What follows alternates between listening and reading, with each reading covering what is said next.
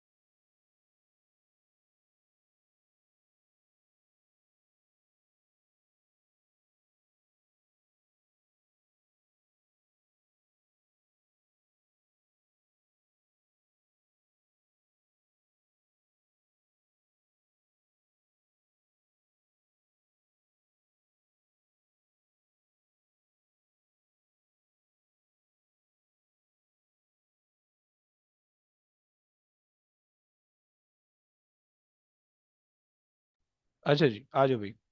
तो अच्छा, ये मैंने दूसरी चीज़ बता दी कि तुमने चेक करना है, सही है।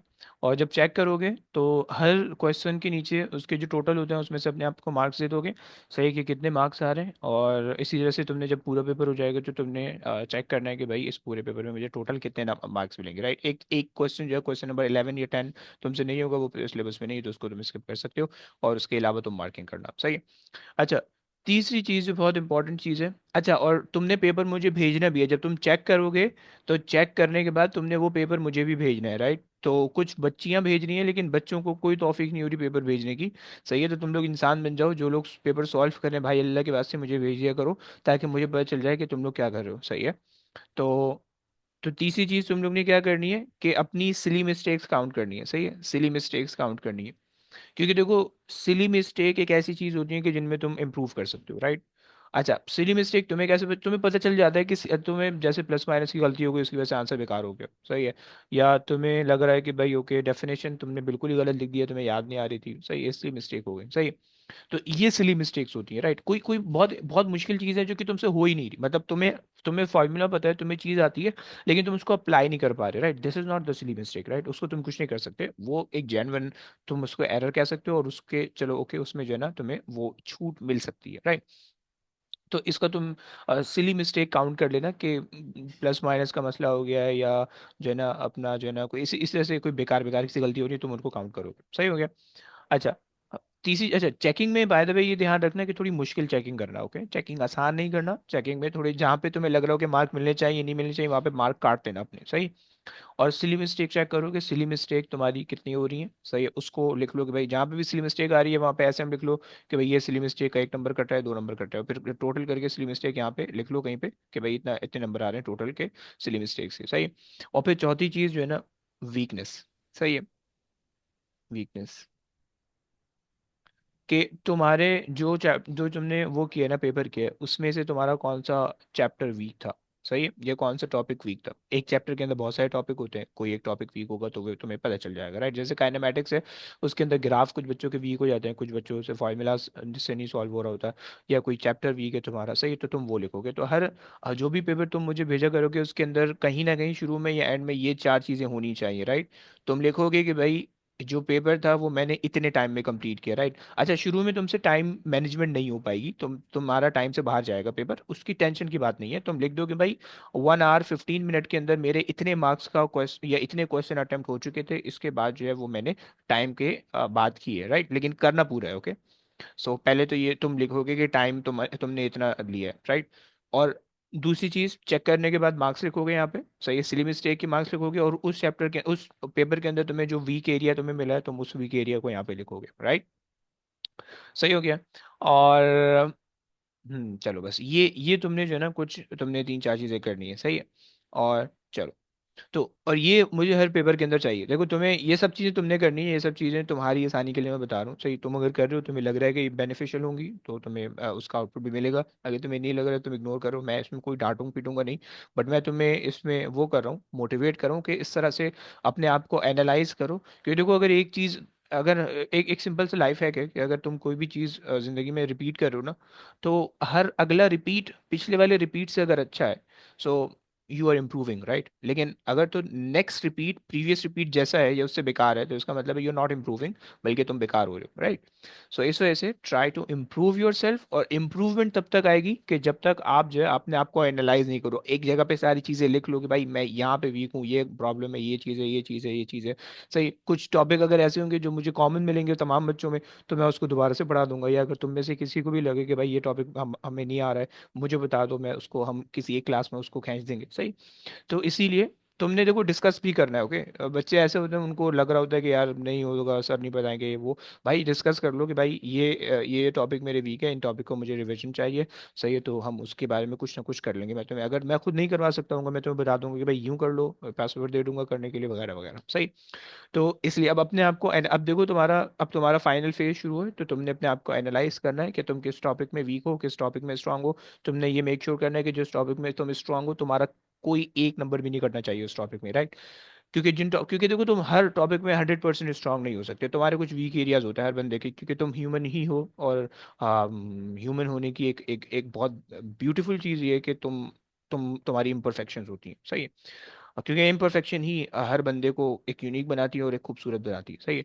सो तुम्हारी कोई ना कोई वीकनेस होगी, तो तुम अपनी उस वीकनेस के लिए थोड़ा सा रूम रखना, और अपनी स्ट्रेंथ को 100% रखना, कि स्ट्रेंथ में कहीं पे कोई नंबर नहीं करना चाहिए, वीकनेस में जो भी कटेगा ओके फाइन, कोई मसले की बात नहीं है, लेकिन वो स्ट्रेंथ से पूरा हो जाएगा, सही हो गया। तो इस तरह से अपने आप को एनालाइज करते हुए करोगे तो इंशाल्लाह you'll get better results, right, every day तुम्हारा पेपर तक आने तक इंशाल्लाह तुम अच्छा कर पाओगे, सही हो गया। सो ये तुमने कुछ चीजें अटेम्प्ट करनी है, सही, ऐसे ऐसे करोगे तो इंशाल्लाह पहुंच जाओगे, सही है। चलो आ जाओ भाई, अब कहानी स्टार्ट करते हैं।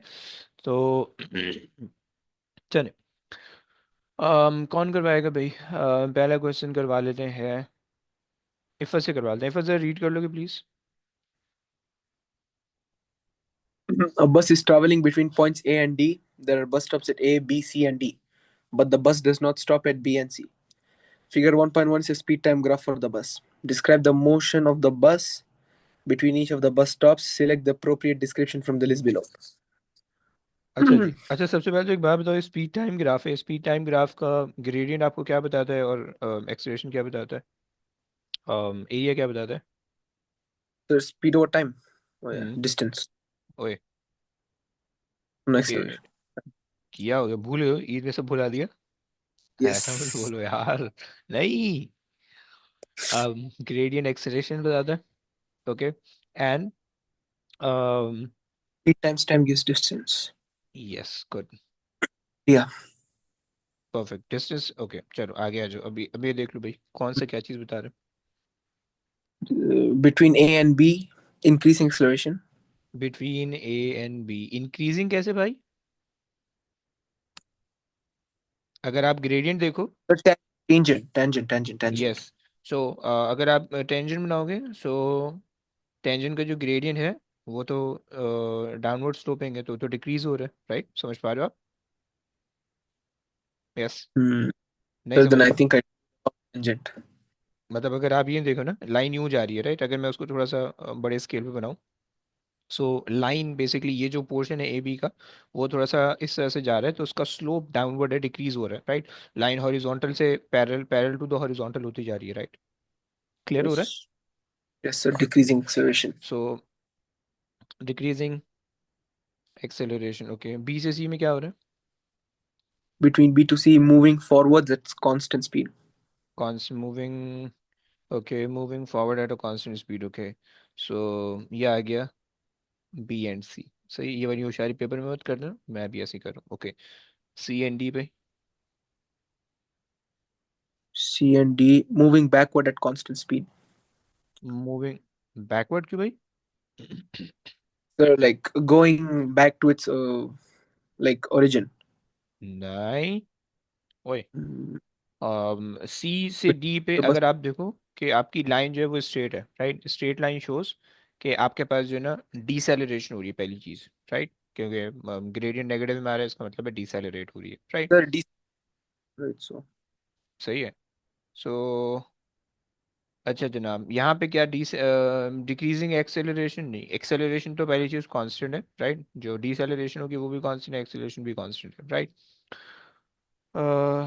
अच्छा जी, इंक्रीजिंग एक्सेलरेशन नहीं है, moving backward eight a constant speed, constant speed तो नहीं है, स्पीड चेंज हो रही है, स्टेशनरी भी नहीं है। Moving forward at a constant speed, increasing acceleration, constant acceleration. और क्या इसमें से क्यों कोई भी नहीं आ रहा? सी से D?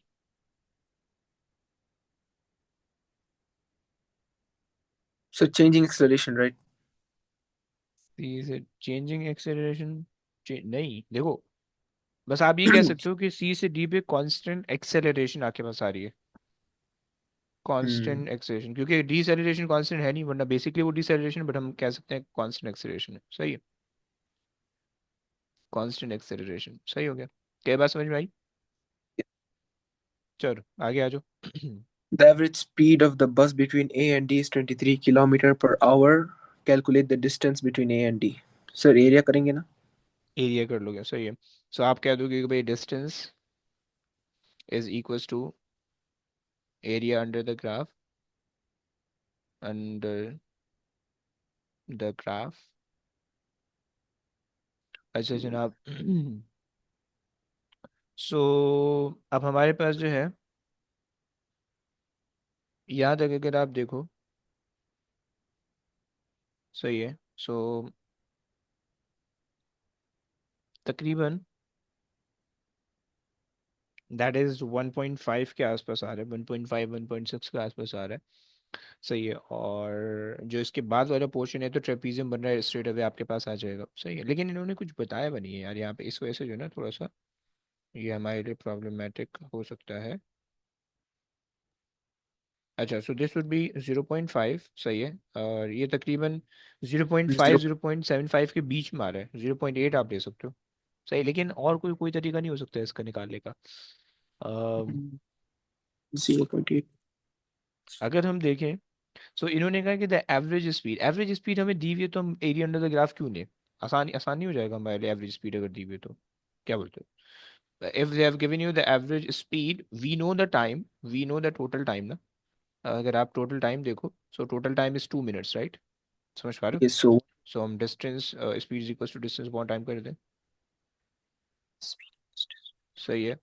But you have to make sure कि आपके पास जो स्पीड है वो किलोमीटर्स पर आवर के अंदर है, और टाइम जो है वो मिनट्स के अंदर है, राइट? सो सबको सेकंड के अंदर कन्वर्ट कर लो, सही है, क्योंकि आपने डिस्टेंस निकालना है।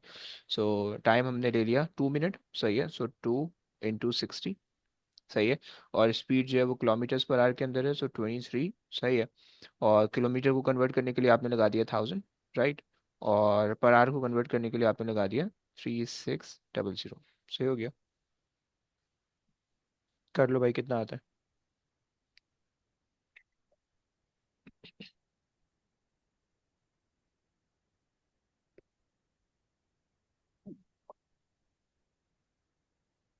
सर 0.05 आ रहा है। 0.05? हम्म। पक्की बात है? अगर हम, चलो 0.05 मीटर, बहुत छोटा नहीं लग रहा? 23। यस। सही हो गया, ये आ गया। और आंसर डिवाइडेड बाय, अच्छा ये हमने इसको कन्वर्ट कर लिया, और 120। चलो ओके। इन्होंने वैसे हमसे कुछ कहा तो नहीं है डिस्टेंस ट्रेवल्ड। अच्छा अगर हम देख लें, अगर हम इसका आंसर चेक करें,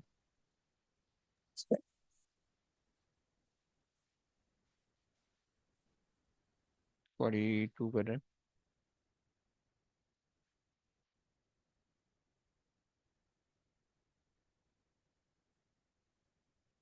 ओके, सो इनका आंसर आ रहा है 77.77 किलोमीटर्स आ रहा है। इसका मतलब है कि जो मीटर आना चाहिए वो 77 या 770 आना चाहिए। सही है। और अच्छा जी, एक भंड है। वो मसला ये है कि मल्टीप्लाई होने चाहिए, डिवाइड क्यों किया भाई हमने? समझ रहे हो? स्पीड टाइम्स टाइम होता है। Yes, sir. I did and I got 766. हाँ, सो 2 इंटू 60, 2 इंटू 60, अबे बता दे तू। कितना? 7। 23 times 1000 divided by 3600 times 2 times 60, right, sir? Hmm. I'm getting 766.66.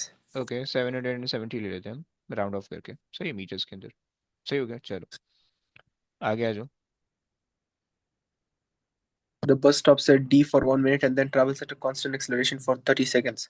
On figure 1.1, sketch a possible graph for this additional motion. Label X when the bus starts to accelerate and label Y for 30 seconds later. हम्म, अच्छा जी, stationery है for 1 minute, तो इसका मतलब है कि यहाँ पे आ जाएगा ऐसे, and this would be Yes. X. अच्छा जनाब। एंड इन्होंने कहा कि भाई 30 सेकेंड्स के लिए जो है ना वो बस कांस्टेंट एक्सेलरेशन पे चल रही है, बट इन्होंने नहीं बताया कि कांस्टेंट एक्सेलरेशन की वैल्यू कितनी है, राइट? सो हम जस्ट अपने हिसाब से 30 सेकेंड, अच्छा 30 सेकेंड बाय द वे होना चाहिए।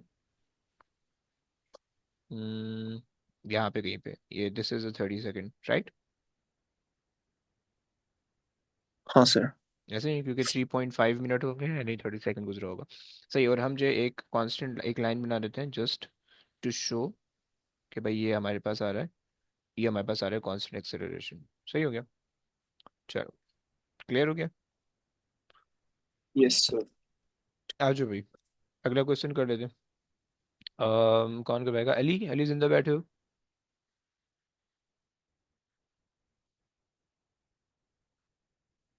यस अली, Yes, आस sir. पास हो, जरा रीड कर Yes. Low please. Figure 2.1 shows a fire engine. If its brakes are applied, 0.80 kilogram water is emitted in the jet every 3 seconds at a velocity of 0.72 relative to the model. Calculate the change in momentum of the water that is ejected in 6 seconds. हो गया। MV लगाएंगे, M we लगा रहे हो, मास भी दिया हुआ है, और अच्छा वेलोसिटी तो स्पीड है दी ही। हुई है, और केजी दिया हुआ है, सही है। अच्छा चेंज इन मोमेंटम निकालना है, और इन्होंने कहा कि भाई ब्रेक्स है, सही है। ओके, चलो फिर आपके पास 0.8 इंटू 0.72 आ गया, कितना आ जीरो रहा है? Point five seven six okay, 0.576 और 0.58, यूनिट क्या लिखेंगे भाई? Kilogram metre second. Perfect. Calculate the magnitude of the force acting on the motor because of the jet of water. Hmm, change in momentum वो आप निकाल impulse चुके हो। वाला लगाएंगे। यस। क्या क्या इम्पल्स वाला क्या? फॉर्मूला बताओ। इम्पल्स का कि delta P equals to force into time. Okay, so force is equals to delta P over time कर लेते हैं, क्योंकि फोर्स हमें निकालनी, सही है ना? So delta zero P point zero nine six आ रहा है। 0 आपने क्या होगा, 0.58 डिवाइडेड बाय 6 सेकेंड, ऐसे ही क्या? यस। सही है, कितना आ रहा है? 96 0.096, और यूनिट लिख लोगे न्यूटन पे। न्यूटन। चलिए आगे आ जाए भाई। The brakes of the motor are released, state and explain the direction of acceleration of the motor statement. अच्छा जी, वैसे अगर आप देखो तो पानी आगे जा रहा है, सही है। तो एक्सेलरेशन बैकवर्ड लग रही होगी जो रेजिस्टेंस फोर्स है। Basically law of conservation of momentum से आप कहोगे ना कि हम्म, अगर अगर इनिशियली जो है, जब आपने वाटर को फायर नहीं किया था तो इनिशियली सिस्टम रेस्ट पे था, राइट?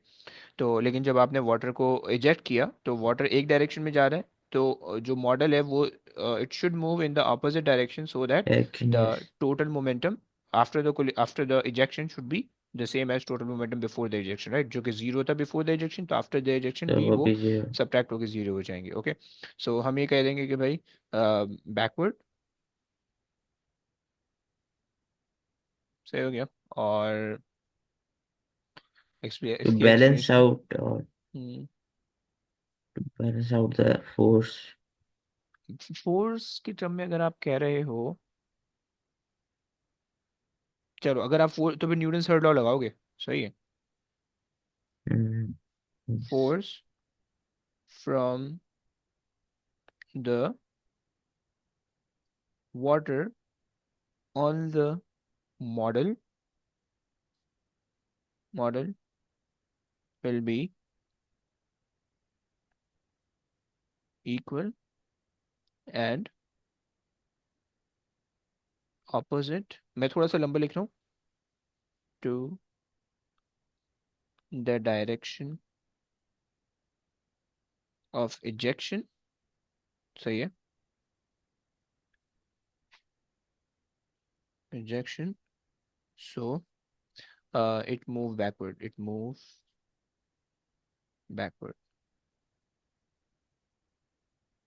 चलो, सही हो गया। चलो आगे आ जाइए।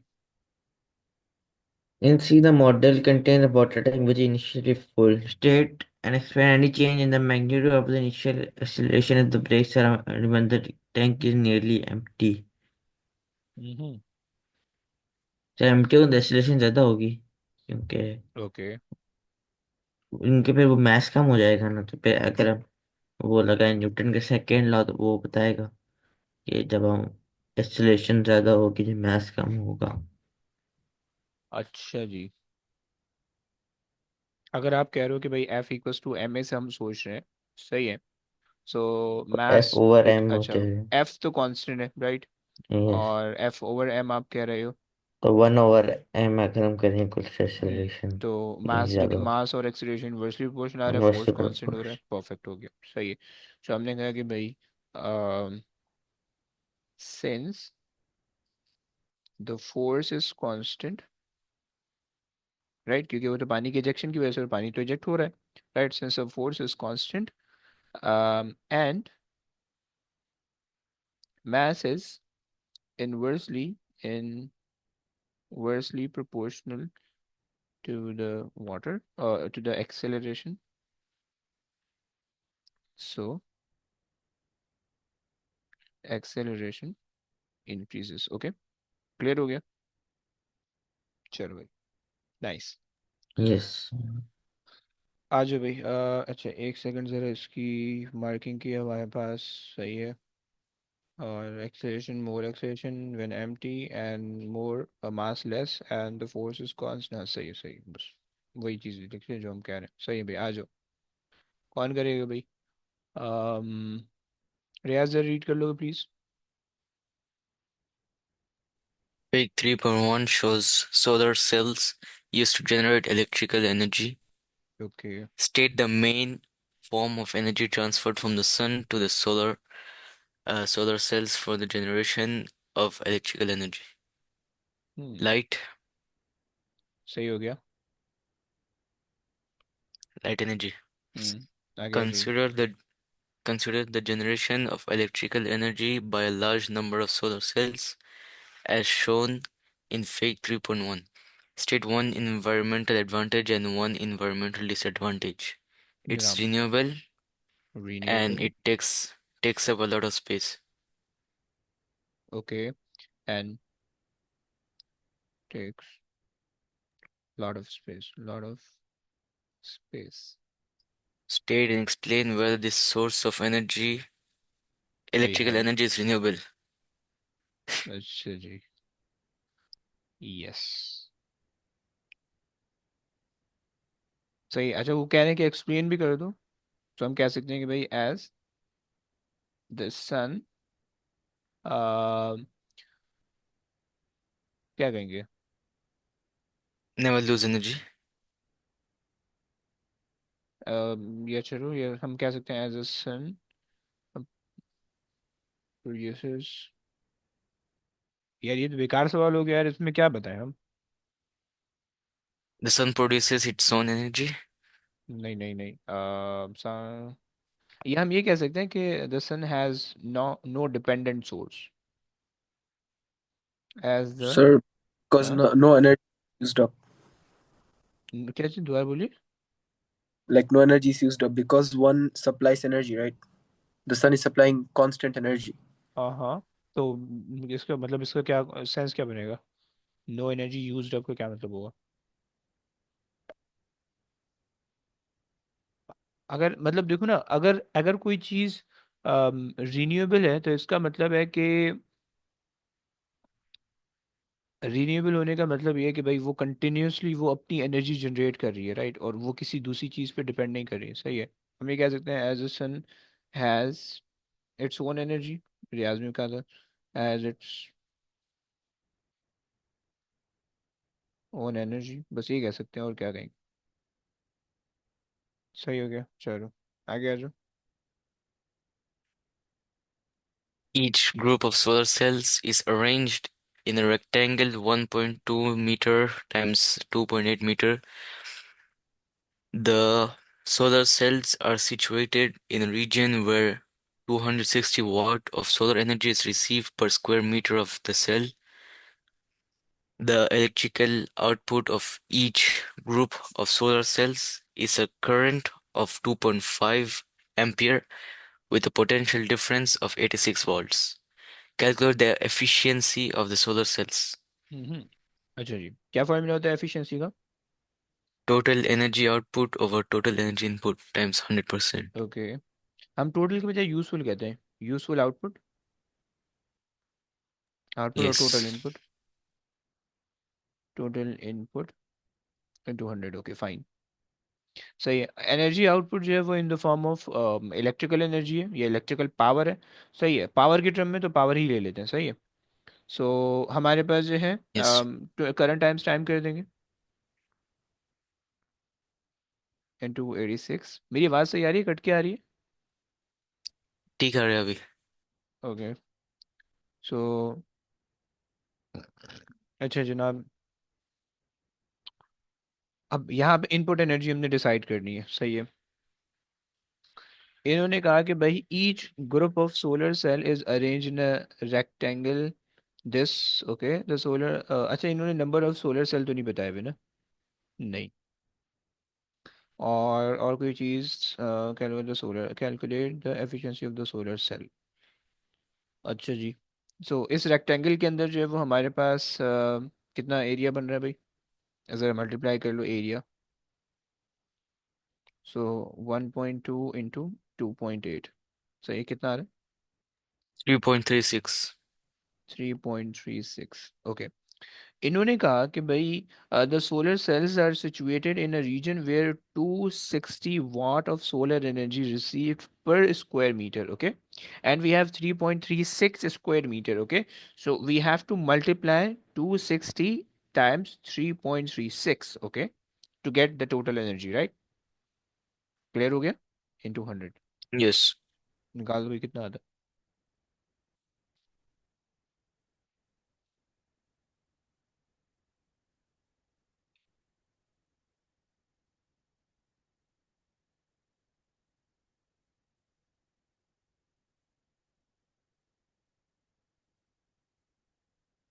कितना है भाई? So 25%. 25। 25%. Okay 25%, perfect. चलो ओके भाई कर देता हूँ। 25%, परफेक्ट। ब्रो कौन सी चीज़ एक्सप्लेन करनी है बताओगे? देखो हमने सिंपल से पहले तो फार्मूला लगाया, सुन लो। पहले तो फार्मूला लगाया कि भाई efficiency has this formula, right. इन्होंने में क्वेश्चन में क्या रखा है कि भाई the electrical output is given as these two things, right. तो आउटपुट पावर इलेक्ट्रिकल फॉर्म में और इलेक्ट्रिकल पावर आउटपुट का तुम्हें पता है फार्मूला क्या के पास होता है? V I, right. वो तो आपने स्ट्रेट अवे लगा दिया, सही हो गया। अब आपको डिसाइड करनी है कि भाई इनपुट पावर क्या है, सही है। सो इन्होंने कहा कि भाई एक एक स्क्वायर मीटर जो है ना, 1 metre square, 1 metre square receives 260 watt of energy, right? Yes, 260 watt of power, okay. And you have each group of solar cells is arranged in a rectangle of this much, okay. So you have how much area? You have 3.36 meter squared of area, right? And 1 meter square area receive to 60 watt. So अगर आपके पास 3.36 metre square of area है, so it will receive how much? So आप उसको cross multiply कर लोगे। Cross multiplication के लिए just need to multiply it, so that's why I multiply 260 by 3.36 to get the total energy input, right. And उससे हो जाएगा। क्लियर हो गया? चलो आगे आ जाओ भाई। कौन कराएगा भाई ये? बोलो। Can I do? ओके कर लो। बेकार सा क्वेश्चन है वैसे। नहीं नहीं ये नहीं करो, ये बेकार सा क्वेश्चन है। इसमें ये मैं कर लेता हूँ। सही, तुमसे कह रहे हैं कि state and explain in term of molecules, okay. In term of molecule, चलो मैं पूछ लेता हूँ सबसे। In term of molecule any change in the pressure of the gas when the volume is reduced at a constant temperature, okay भाई चलो बता दो। इफत क्या बताते हो इसमें? सबसे पहले तो स्टेटमेंट देनी है, सबसे पहले तो स्टेटमेंट दे दो। चेंज इन द प्रेशर बताना है। increase Pressure increases, sir. Pressure increase होगा, okay. Any reason? Um, Average distance for molecules to move volume increase. है। अच्छा और बताओगे? बस ये याद नहीं है? No, sir. Average And then distance, हाँ। frequent of molecules of air with the wall, hmm. and then greater change in momentum. Okay सही है, सही है, सही है। अच्छा जी। और उमर भाई कुछ बता रहे थे, उमर बताओगे प्लीज, उमर क्या बता रहे हो? उमर। नहीं यही था कि वो molecules get closer. ओके। आवाज आ रही है सर? जी जी आ रही है, बिल्कुल आ रही है, बोलिए। Molecules get closer and the collision uh, increases, the pressure also increase. Okay okay okay. अच्छा जी, और कोई है किसी के पास कोई आइडिया है? रमेशा कोई आइडिया? सर टेम्परेचर कांस्टेंट है, वॉल्यूम डिक्रीज हो रही है, तो फिर the frequency of successive collisions will increase, तो फिर प्रेशर भी इंक्रीज होगा। ओके ओके ओके, गुड है, गुड है। अच्छा यासिर भाई आपने जो कहा भाई कि काइनेटिक एनर्जी इंक्रीज होगी, हम ये नहीं कह सकते bro. It gain bro temperature उसने क्या रखा है कांस्टेंट, टेम्परेचर कांस्टेंट होगा तो काइनेटिक एनर्जी कभी भी इंक्रीज नहीं हो सकती। ओके फाइन, सही है, सही है, बाकी आपने सही बताया हुआ है। और कौन बता सकता है भाई? रूहान क्या कह सकते हो? रूहान कुछ आइडिया है? फिर यही था कि मतलब जब प्रेशर इंक्रीज होएगा तो उनके बीच में कोलिजन ज्यादा आएगी, और वो वॉल के साथ में कोलिजन ज्यादा आएगी, और प्रेशर से इंक्रीज होएगा। सही हो गया, सही है, चलो। ओके, तो आप ये कह रहे हो कि भाई reducing the volume will make the particle closer together। Okay, पहली चीज हो गई। अच्छा, पार्टिकल की बजाय मॉलिक्यूल्स कह दो।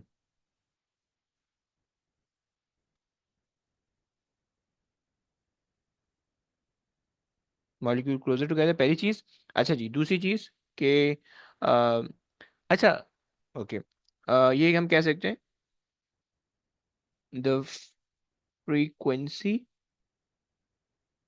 Of effective collision, effective collision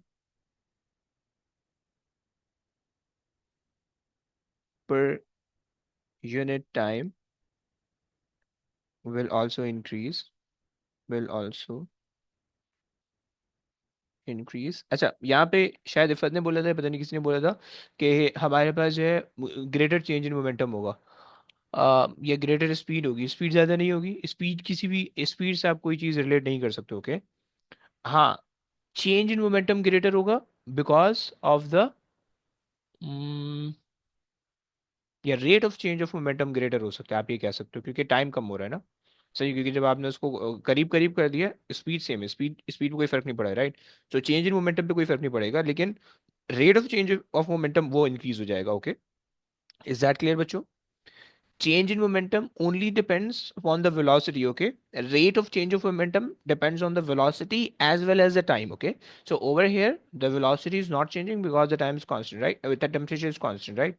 But the rate of change of momentum है that is increasing, क्योंकि जो टाइम है कोलिजन का वो कम कम हो रहा है, right? So will also increase। अच्छा, per unit time will also increase, और क्या होगा भाई, effective collision per unit time will also increase। so अच्छा जी, उससे क्या होगा कि भाई अम, ये दो बातें हमने मॉलिक्यूल के बारे में कह दी हैं, सही है। So pressure increases, pressure increases, सही हो गया, चलो। तुमसे कह रहे हैं कि the table 4.1 gives the relative order of the magnitude of the expansion of the gas liquid solid for the same increase in the temperature। write one of the word। Most expansion gas के अंदर होती है, तुम्हें पता है, सही। और least expansion solid के अंदर होती है, सही हो गया, चलो भाई आगे आ जाओ। रुमैसा जिंदा बैठी हुई, Rumaisa. Liquid is heated so that the bubbles of its vapor rise to the surface and molecules escape to the temperature. Atmosphere state the name of this process, evaporation. Hmm, good. At a lower temperature than in AI, A1 molecules escape from the surface to the atmosphere. State the name of this process. इफत कुछ Sir, sir रोशनी ऊपर वाला please. Boiling होगा, नीचे वाला evaporation होगा। भाई यार, boiling। Shit shit shit shit, फंसाना था यार। Okay fine, good good good. उसने यहाँ पे कहा हुआ है कि बबलिंग। ओके, समझ रहे हो ना?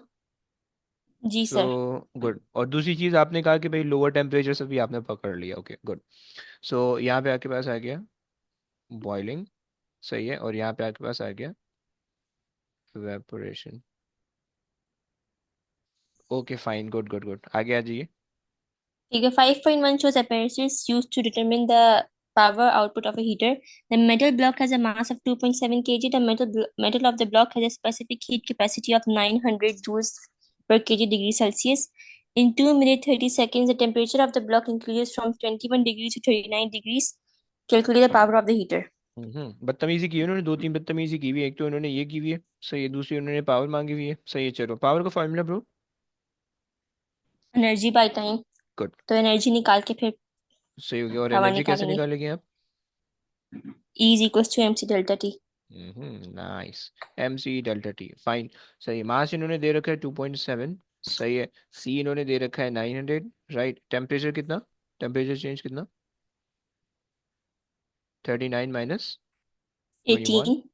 ओके वेरी गुड, सही है। इस पूरे को उठा के यहाँ पे रख दो आप, सही है। और ये आ गया आपका ई, सही है। So power is equals to जो भी आपका ई आ रहा है डिवाइडेड बाय, अब आपको 2 मिनट 30 सेकेंड दिए हुए, तो 2 मिनट को अगर आप सेकंड में कन्वर्ट करोगे कितना होगा? 120 सेकेंड्स, एंड 30 सेकेंड्स फर्दर तो 150 सेकेंड्स। ओके, क्लियर हो ना ब्रो? जी सर। परफेक्ट। और यही चीज़ आपने यहाँ पे लानी है। 291.6। ओके, 291.6, तो हम इसको कह सकते हैं 290 ले लेते हैं, 290। सही है। यूनिट क्या लिख ले भाई? वॉट्स। वॉट्स। कट, आगे आ जाइए। State and explain a precaution that can be taken to improve the accuracy of the experiment. Hmm. Sir lid लगा हुआ है। नहीं, तो हम वो लगा लें, ऐसा कह रही हूँ।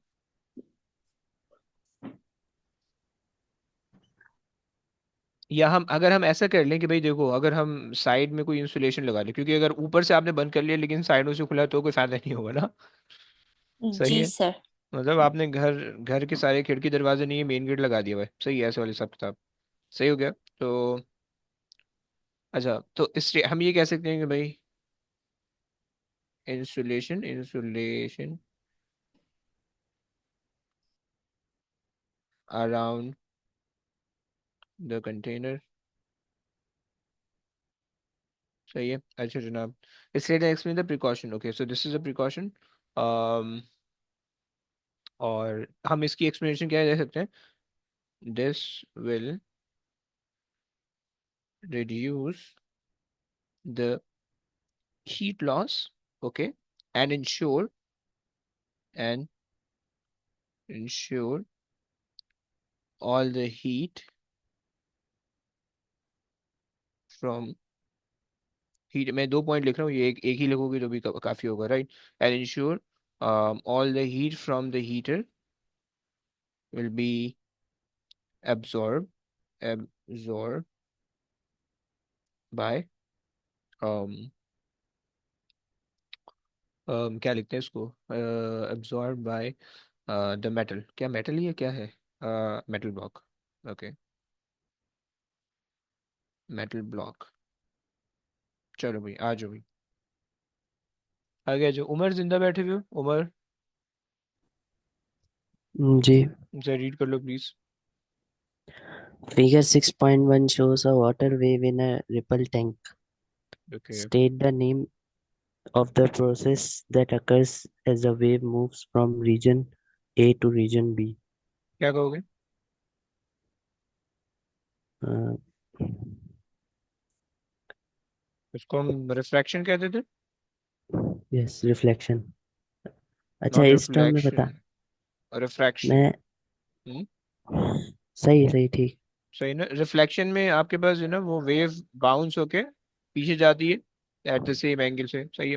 चलिए आगे आ जाइए। Suggest a cause for the change in the direction of the wave. अच्छा Is जनाब, it क्या कहेंगे आप? uh, it deflect? उसका उसका क्या रीजन है? डिफ्लेक्शन का ही तो कॉज पूछ रहे हैं। देखो यहाँ पे बेसिकली, यहाँ पे ये स्लो मूव करी थी, सही है, यहाँ पे वेव जो है वो स्लो मूव करी है, यहाँ पे फास्ट मूव करी है, राइट? अच्छा, हमें कैसे पता चल रहा है कि भाई यहाँ पे स्लो मूव कर रही है, वहां पे फास्ट मूव कर रही है? सही है, क्योंकि यहाँ पे Okay. जो वेव लेंथ है वो छोटी आ रही है, सही है, और यहाँ पे जो वेव लेंथ है वो बड़ी आ रही है, राइट? सो इस वजह से जो आपके पास रीजन बी है वहाँ पे फास्टर ट्रैवल है, रीजन ए जो है वहाँ पे स्लोअर ट्रैवल है, राइट? इससे हमें ये भी पता चलता है कि रीजन ए जो है वो शैलो है। सही है, शैलो मतलब गहरा नहीं है। रीजन बी जो है वो डीप है, गहरा है। ओके, क्लियर हुआ था? सही है। सो हम ये कह सकते हैं कि भाई due to the increase in speed, या due to increase in speed in region B. Okay, is that clear? चलो आगे आ जाओ। Figure 6.2 shows a transverse wave. On figure 6.2, draw a wave which has half the amplitude and greater frequency than wave okay, shown. than the wave shown. Um, क्या कर सकते हैं? amplitude और frequency draw करनी है. अच्छा, बाय द वे अगर आप देखो एम्पलीट्यूड देखो तो एम्पलीट्यूड आपके पास आ रहा है।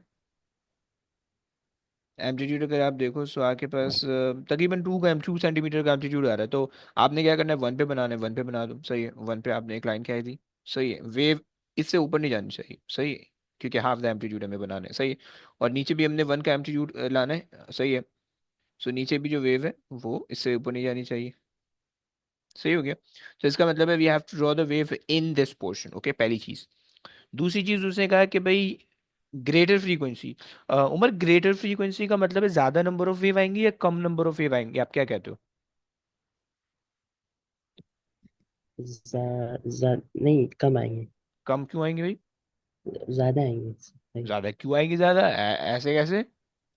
नहीं, क्योंकि फ्रीक्वेंसी फ्रीक्वेंसी का मतलब है कि अब कोई चीज जल्दी जल्दी हो रही है, सही है। तो अगर आपके ज्यादा पास, आएंगे. हाँ, वेरी गुड वेरी गुड, सही है ना। तो आप ऐसे याद रखो, सही है। सो हम जो इसको बनाएंगे वो हम इस तरह से बना लेंगे, सही है। मैं इसको भी सही करता हूँ। ये जो है पूरा होना चाहिए टॉप तक, ये होना चाहिए बॉटम तक, ओके। और इसी चीज़ को कॉपी पेस्ट करके चला देते हैं आगे, सही है। ये आ गया, सही है, ये आ गया, ओके। एंड ये आ गया, एंड दैट्स इट, सही, इतना काफ़ी है, सही है। सो अब देखो यहाँ पे एक वेव, सही है, दो वेव, एंड तकरीबन 2.5 वेव इन्होंने बनाई हुई है। हमने कितनी बनाई है? एक, दो, तीन, चार, सही है। Greater than 2.5 is acceptable, okay. चलिए आगे आ जाइए प्लीज।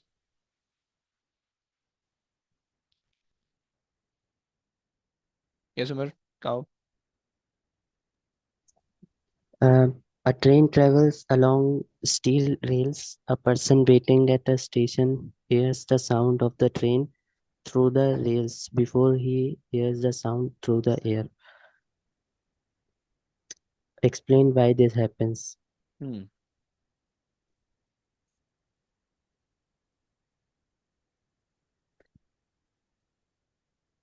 ओके, क्या होगा भाई? जितना अ, जितना दूर जाएगी उतना साउंड कम आएगा. नहीं नहीं नहीं, देखो उसने उसने दो चीजों की आपको हिंट दी हुई है। अ train travel along the steel rail, okay, इसका मतलब है सॉलिड आ गया, वेरी गुड ब्रो। और तुम्हारे पास जो है before travelling through the air, okay. So आपको सबसे पहले तो ये सोचना है कि speed of the sound in the air और speed of the sound in the solid कितनी होती है, राइट। सो आपको ये पता है कि भाई सॉलिड के अंदर तकरीबन जो है ना वो 6000 मीटर पर सेकेंड से जो साउंड है वो ट्रैवल करता है। और एयर के अंदर ओनली 330 से करता है, 340 से करता है, राइट। उमर समझ रहे हो आप? Right. So sound move slower in the air and faster in the solid, right. So that this is the reason, okay. Clear हो गया? Sound move slower in the air and faster in solid, okay, is that clear? चलो आगे आ जाओ।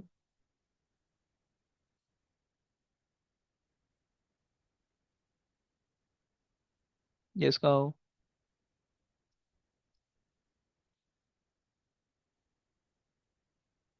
जीत कर लो भैया।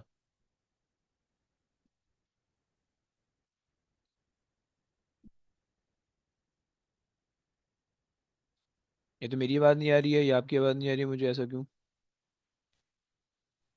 Speed of sound is given, सही है। Frequency is also given, सही है। V equals to F lambda लगा दो, okay. So 5800 divided by 1100 equals to lambda कितना आती है भाई? निकाल दो कोई। 5800 डिवाइडेड बाय 1100। 5.27। 5.2 से 5.3 ले लेते हैं, 5.3 मीटर्स पर second, sorry just metres. Good. चलो भाई आगे आ जाओ। ये क्वेश्चन हो गया। अच्छा जी, रोहान जरा रीड कर लोगे please. In figure sample 1, a converging lens projects a sharp image of an object O on, onto a screen. Complete the path of the do ray from the object to the screen. Okay, सही हो गया। कैसे बनाएंगे भाई? Continue कर दो। Sharp sharp image बन रही है। शार्प इमेज का मतलब ये है कि वो कन्वर्ज कहाँ पे हो रही होगी? स्क्रीन पे कन्वर्ज हो रही होगी, राइट? समझ लो Screen ना। पे। तो उसका मतलब है कि ये यूं जाएगी और इधर इस पॉइंट पे कन्वर्ज हो रही होगी। सही हो गया, इस पॉइंट पे। Yes. एंड इसको यहाँ से हम कनेक्ट कर लेते हैं। सही, और एरो बना दो। भाई आके पास जो है वो यूं एरो जा रहा होगा लाइट का। सही है। और ये यूं। सही हो गया। एंड ये यूं, इस तरह से ये आपके पास शार्प इमेज फॉर्म हो रही होगी। सही, आगे आ जाइए। The converging lens in A is replaced with a thinner converging lens. The object O and the screen remain in the same position as in A. The thinner converging lens has a longer focal length than the converging lens in A. Complete the path of the two ray from the object to the screen. हम्म। अच्छा, thin conversion lens है तो वो बहुत देर में जाके, बहुत दूर में जाके कन्वर्ज कर रहा होगा। ये बात आपको समझ में आ रही है ना पढ़ के? Yes. सही है। सो वो आपको जो है यहाँ तक तो ऐसे ही रहेगा। सही, और यहाँ से आगे फिर वो बहुत देर में जाके यहाँ पे कहीं पे कन्वर्ज हो रहा होगा। ओके, और यार क्या बना रहे हो? यहाँ पे कहीं पे कन्वर्ज हो रहा होगा इस जगह पे, राइट? सो और आप जो है वो एरोज बना दोगे करेक्टली। सही, एरो बनाना मत भूलना प्लीज। सही है। सो ये आपके पास आगे आगे आ जाइए। A converging lens is used as magnifying glass. The focal length of lens is dense and will describe the position of object in relation to the lens. हम्म, याद है, याद है। The position. मैग्नीफाइंग ग्लास में जो हमारे पास होता है position of the object, अगर अगर लेंस हमारे पास ये लगा हुआ है, सही है। एंड हमारे पास जो है वो this is a focal length of 10 centimetre. So हम जो ऑब्जेक्ट को रखते हैं वो फोकल लेंथ और लेंस के बीच में रखते हैं। Okay, this is the lens and this is the focal length F. So यहाँ पे इसके बीच में कहीं पे भी आप ऑब्जेक्ट को रखोगे, सही है, तो वो इमेज जो है वो मैग्नीफाई करके देगा। Is that clear? यस, क्या ये Oh, बात समझ में आती है? सही है। सो आप भी कह सकते हो कि भाई between the lens and the focal length. चलिए आगे आ जाइए। describe the position of the image in relation to the lens and the object. हम्म। और इमेज जो बनती है वो कहाँ पे बनती है? ये ऑब्जेक्ट आ गया, इमेज वर्चुअल होती है और पीछे यहाँ पे कहीं पे बन रही होती है मैग्नीफाइड होके, राइट? सो वो बिहाइंड द फोकल लेंथ बन रही होती है। क्लियर हुआ? Okay. Behind the focal length. चलो आगे आ जाओ। Give three properties of the image formed by magnifying glass. आसान से ये तो क्या क्या होती है? Virtual हम्म। और वो लिख सकते हैं जो भी आपने ऊपर बताया, मतलब बैकवर्ड, पीछे की तरफ फोकल लेंथ से। वो वर्चुअल होती है। वो वर्चुअल बनती है, सही है ना? और ठीक एक तो वर्चुअल होती है, एक अपराइट होती है। सही है, जैसा ऑब्जेक्ट ऊपर है, ऑब्जेक्ट का हेड ऊपर है तो इमेज का भी हेड ऊपर होगा। सही है, अपराइट। और तीसरी चीज मैग्नीफाइड होगी। सही है, है। मैग्नीफाइड। Sir, जी बोलिए। sir, I have a question related to this magnifying way diagram. पूछिए please. In exam, one question was asked: give reason why the image formed is virtual, or if it is magnified, and it's said other than the reason that it forms behind the focal point, prove that it is a virtual image. So I okay, wrote that two real rays never meet. Is that a correct answer? Two real rays never meet. Okay, basically हम इसको इस तरह से कहते हैं, क्योंकि अगर आप देखो ना, आप ये कहना चाह रहे हो कि भाई हम यहाँ से जो रेज जा रही होंगी वो यूं जा रही हैं, राइट? अगर ये फोकल पॉइंट है, सही है, तो एक यूं जा रही होगी और एक यूं जा रही होगी, सही है, लाइक दिस, इस तरह से कुछ जा रही होती है, सही है। अगर हम थोड़ा सा इसको आगे पीछे कर दें, सही है, यहाँ से जाना तो यहाँ से चाहिए, लेकिन वो बिल्कुल पैरेलल बन जाएंगी, सही है। तो हम ये कहते हैं कि भाई जो वर्चुअल इमेज होती है ना, virtual image can not be displayed on the screen, पहले तो आप ये बात कर दो, right? And this is because that the rays from the lens can never meet on the other side, okay? This is the reason. सही, आपने incomplete लिखा था तो आप इसको इस तरह से कंप्लीट कर सकते हो। क्लियर हो गया ना?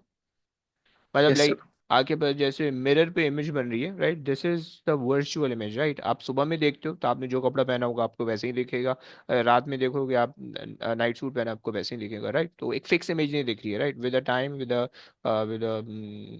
The position, with the time आपका वो इमेज चेंज हो रही है, right? So these are the virtual image. और वर्चुअल इमेज की कंडीशन ये होती है कि वो उसकी जो है ना, मतलब जो रेज होती हैं वो जस्ट उस वक्त तक होती हैं जब तक आपने ऑब्जेक्ट रखा हुआ है, और जब हटा दिया तो फिर वो हट जाती हैं, but you can not display it for the longer amount of time, longer period of time, right? ये नहीं हो सकता। सही हो गया? क्लियर हो गया? अच्छा जनाब। Yes. अच्छा जी, इसको हम इग्नोर कर सकते हैं, इस पूरे क्वेश्चन को इग्नोर कर सकते हैं। क्वेश्चन नंबर 9 आ रहा है, 10 आ रहा है, और अच्छा जी, दो क्वेश्चन आ रहे हैं, आज भाई कर लेते हैं। कौन कराएगा अभी क्वेश्चन 9? इंडक्शन थोड़ा सा अजीब सा क्वेश्चन होते हैं। एनीबडी इज देयर जो कि करवा All सके? right. करवा रहे हो? Hmm. कर लो कर लो Yes. कर लो कर लो। Hmm. First, we'll place a magnet in the coil. Then, to demagnetize it, we'll gradually take out the magnet. Okay. Um, Sir, I think the AC power supply also should be on. Yes. Yeah, that's all I can say. So 3 points only. D magnet, okay. So आप ये कह सकते हो कि भाई connect connect the coil with AC supply, पहली बात हो गई, सही है। And then place the magnet in it, right? Then um, remove it gradually, right? Remove it gradually, right? With um, AC supply switched on, supply switched on, okay? बस ये कह सकते हो। क्लियर हो गया ना? Sir, there's another way, right, to like reduce the current to zero. चलो ये भी कह सकते हो, मतलब आप reduce the current to zero, तो इससे आपके पास जो है वो पावर सप्लाई, बेसिकली जब आप मैग्नेट को विड्रॉ कर रहे हो तो अब करंट खत्म हो जाएगा उसमें से, क्योंकि करंट तो कॉइल के अंदर है, सही है? तो मैग्नेट को विड्रॉ कर रहे हो तो वो दोनों एक ही काम कर रहे होंगे, right? So yes, you can say that कि you can reduce the current gradually to zero, right? और इस तरह से भी आप वो कर सकते हो, लेकिन वो आपने मैग्नेट को उसके अंदर रखना होगा, ओके? कॉइल के अंदर रखना होगा आपको मैग्नेट को, सही। चलो आगे आ जाओ। Figure 9.1 shows a simple direct current motor. Explain the purpose of the split ring commutator. Split ring Keeps commutator. Hmm. keep, keeps the coil rotating in the same direction. Okay and It changes the direction of the current in the coil to do this. Okay good. Coil rotating in one direction,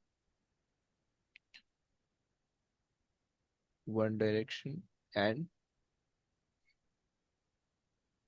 changes the Direction of direction current. of current, direction of current, okay? और क्या कह सकते हो भाई? There should be mentioned that every half cycle is 180 degrees. चलो सही है, तो हम ये कह सकते हैं कि keep the coil rotating in one direction and changes the direction of the current in every half cycle, half cycle,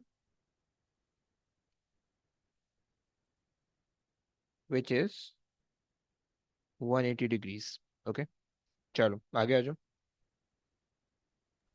The voltage of the power supply is increased. State the effect this has on the motor. It rotates faster. Okay भाई,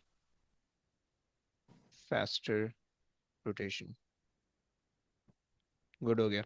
चलो भाई, कौन करवा रहा है भाई? Electricity किसी का वीक है? Anybody want to do electricity?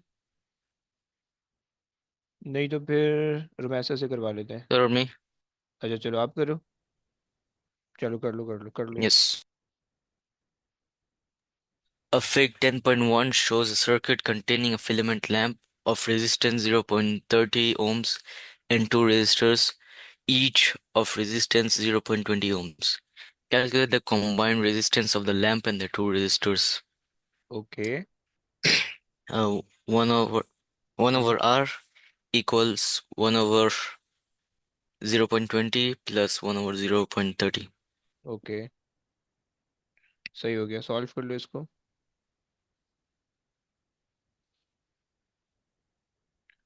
1 over, अच्छा 1 over 0.2 is basically 2 over 5. 0.3 is 0.6. 0.2 is 1 over 5. सही है. सो बेसिकली यहाँ से 5 आ जाएगा प्लस 0.3. 0.3 is 10 over 3. सही है. सो 3 5s are 15 प्लस 10, 25/3. 25/3 कितना होता है भाई? 25/3 is 8.333. 8.333 Yes, plus 0.2. So 8.5. 8.5. 8.53. सही हो गया. 8.53 और सर जो ये इस. हाँ बोलिए. 0.3 कहाँ सा है? ये रहा ना. देखो उसने कहा combined resistance of the lamp and the two resistors. तो सबसे पहले तो आपने इन दोनों को सॉल्व करना है, राइट? सबसे पहले तो आपने इन दोनों को सॉल्व करना है. क्लियर हो गया? फिर जब आप इन दोनों को सर सॉल्व करोगे उसके बाद फिर आप उसमें ऐड करोगे 0.2 को, राइट? और ये दोनों पैरेलल कॉम्बिनेशन के अंदर है. सही हो गया? तो हमने जो है, अच्छा एक काम करो, 0.3. तो सही है. अरे ओके, ये गलती हो गई. ये गलती हो गई. सही है. यहाँ से आपके पास आएगा 8.33. उसको 1 ओवर आंसर भी तो करना है. सही है. सो आपके पास आ जाएगा यहाँ से 0.12 इज द रेजिस्टेंस ऑफ. क्योंकि देखो ना, this is basically 1 over R total, right? So 25/3 is basically 1 over R total. So R total is 0.12. क्या ये बात समझ में आई? Yes. Yes, sir. Okay. And then अब ये पूरा सिंप्लीफाई होकर 0.12 की रेजिस्टेंस हो गई है and it is in series with 0.2, right? So ये हो जाएगा 0.32. ऐसे ही हो जाएगा. 0.12 Yes. plus 0.2 gives you 0.32. Fine. तो ये हो जाएगा 0.32. फाइन. आगे आ जाइए. The potential difference of the supply is increased so that the current in the lamp increases. State and explain any change in resistance of the lamp. हम्म. अच्छा, current अगर Uh, increase हो रहा है तो क्या होगा? Resistance will also increase. Okay. Resistance will increase. और क्या एक्सप्लेनेशन दोगे? V equals IR. अबे है.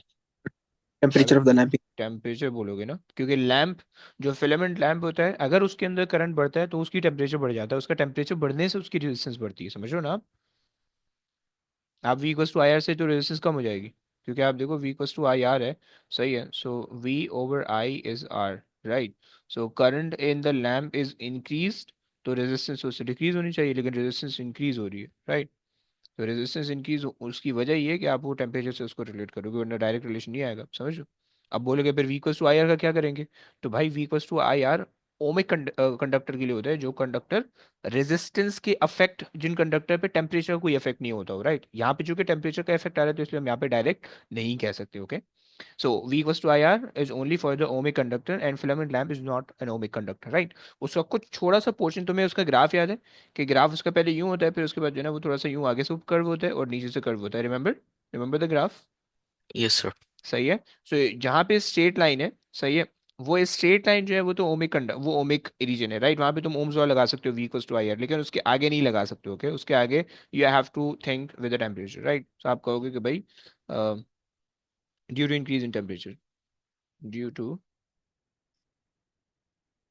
Increase in temperature. चलो भाई, हो गया। लास्ट क्वेश्चन, ये रोमैसा ने करवाना है, रोमैसा से रीड कर लोगी। A radon-222 nucleus contains 86 protons and 136 neutrons. It decays by emitting an alpha particle and becomes the nucleus of an isotope of polonium. The symbol for radon is R and the symbol for polonium is PO. Write down the nuclear equation for the CK. Okay, क्या करेंगे भाई? Sir hmm, sir इसके protons लिखेंगे और फिर 86 + 136 करके okay, nucleon very number लिखेंगे। Good, very good. So 222 से दे रखा 222 है, सही हो गया। एंड पोलोनियम बन रहा है। सो और उसके साथ क्या निकल रहा है, कौन सा डिके है? एमिटिंग 4 अल्फा और 2 पार्टिकल, अल्फा पार्टिकल। सही हो गया, वेरी गुड। सो पोलोनियम के लिए आप निकाल दो भाई, तो 86 में से कम हो जाएगा 84 रह जाएगा, और ऊपर से 4 कम हो जाएगा, सो 218 रह 218. जाएगा। वेरी गुड, चलिए आगे आ जाइए। Carbon-14 is radioactive with a half-life of 700 years. An animal bone is dug up in an archaeological excavation. The quantity of carbon-14 in the bone is 25% and of what it was when the bone was buried. Calculate the time that is elapsed since it was buried. ये solve करके दिखा दो बेटा, बहुत tight question दे दिया इन्होंने। कोई idea?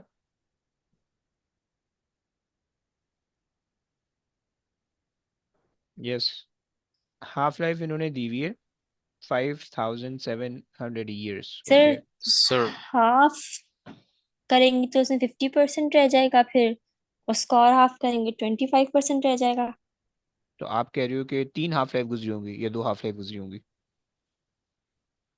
2 half lives. 2 half life गुजरी होंगी, और 2 हाफ लाइफ का मतलब मल्टीप्लाई बाय 2। अरे यार, ये तो आसानी से कर लिया तुम लोगों ने, अरे हाई। अच्छा, बहुत टाइट। और याद, आप क्या कह रहे sir, same thing. I was going to say it went through two half-lives. हो? ओके, सो आपने कहा कि भाई 100% जब होगा, 100% होगा एट टी इक्वल्स टू 0 पे, राइट। एंड जब T equals to first half life गुजरी होगी, फर्स्ट हाफ लाइफ, सो वो हो जाएगा 50%, राइट। और फिर टी इक्वल्स टू जब सेकेंड हाफ लाइफ गुजरी होगी, सो वो हो जाएगा 25%, सही है। और फर्स्ट हाफ लाइफ का मतलब है कि 5700 ईयर गुजरे होंगे, और सेकेंड हाफ लाइफ का मतलब होगा कि आपके पास फ्रॉम द स्टार्टिंग कितना हो जाएगा, मल्टीप्लाई बाय 2 करोगे तो 5 2 10, 7 5 7 2 14, सो 1 इधर चला गया, सो 11 4 0 0, ऐसे ही आना है। जी सर। सो इसको आप लिख लोगे राउंड ऑफ करके 11,400, 11,000 ईयर्स, राइट। चलो, बस ये पेपर हो गया कंप्लीट हमारा, सही है। अच्छा जी, होमवर्क सुन लो, होमवर्क सुन लो, फिर जाने, फिर चले आना, सही है। तुम लोग ने होमवर्क के तौर पे कल पेपर मुझे जमा करवाना है क्लास से पहले, जून 2019, ओके। 41 कर लेना या 43 कर लेना, सही है। ये तुमने कल मुझे जमा करवाना है, ओके। और उसके अंदर तुमने टाइम मैनेजमेंट करनी है, सही, जो मैंने शुरू में बताया था, चेक करना है तुमने, चेक करके भेजना है। और तुमने जो है वो उसके बाद चेक करने के बाद तुमने क्या करना है, सिली मिस्टेक अपनी काउंट करनी है। और तीसरी चीज़ क्या थी कि पता नहीं क्या थी, वीकनेस वगैरह अपनी देख लेना, सही है, ये करना है। और क्या नाम है, उमर जिंदा बैठे हो, आसपास ही हो? उमर भाई, अबे यार, एक तो उमर भाई गायब है, सही है, खैर चलो, तो ये तुम लोग का होमवर्क है, सही है। ओके ओके भाई, चलो डन है। जिनका कल परसों इंग्लिश का पेपर है भाई, तुम लोग को बेस्ट ऑफ लक, और तुम लोग इंग्लिश के लिए प्रिपेयर करो। और क्या चीज़ भाई, क्या चीज़? कौन बोल रहा है? यहाँ से नहीं समझ में आया अभी तक।